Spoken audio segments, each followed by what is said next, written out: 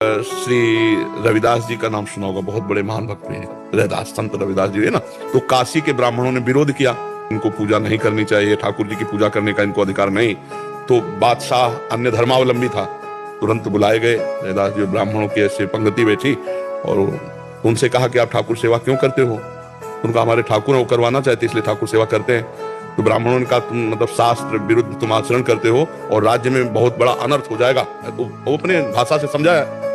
तो उन्होंने कहा हमारे ठाकुर जी जब चाहते हैं तो हम ठाकुर सेवा करते हैं, अगर वो मना कर दें तो मैं कभी सेवा ना करूं। बोले अब उनकी नजर में तो विग्रह हैं, तो ठाकुर जी कैसे। तो बोले तुम्हारी बात समझ में कैसे आएगी कि तुम्हारे लिए ठाकुर जी राजी है सेवा के लिए। बोले वहां दूर सिंहासन रख दो और तुम मंत्रों से बुलाओ और हम ऐसे बुलाएंगे, अगर हमारी गोद में आ जाए तो जान लेना ठाकुर जी सेवा।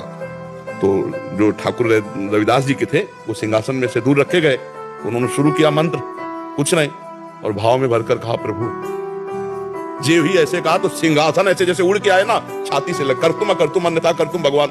तो ब्राह्मणों ने फिर बात रखी कि ये इनके ठाकुर ने कुछ जादू टोना किए होंगे, हम अपने ठाकुर लाते हैं। तो अपने ठाकुर लाए और मंत्र बादशाह के सामने, पर फिर जे ही ऐसे भाव में किया ठाकुर। महान संत मन चंगा उन्हीं का सूत्र है। तो कठौती में सबरी जी के पास भगवान गए, सबरी जी की स्तुति की और वहां भगवान ने अपने श्रीमुख से कहा जाति पाति कुल कर्म धर्म का इसका में कोई संबंध नहीं, मानो